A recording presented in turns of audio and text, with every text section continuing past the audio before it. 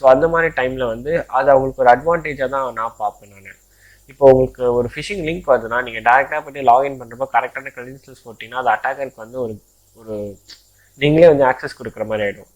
அதே உங்களுக்கு அந்த பாஸ்வேர்டு உங்களுக்கே உங்கள் பாஸ்வேர்டு தெரியலன்னா அது அவங்களுக்கு வந்து நீங்கள் என்ன தான் நீங்கள் தப்பாக என்ட்ரு பண்ணாலும் அவங்களால அதை அட்டாக் பண்ண முடியாது. ஓகேவா? ஆக்சுவலாக அது ஒரு நல்ல விஷயம் தான், உங்களுக்கே உங்கள் பாஸ்வேர்டு தெரியாதது.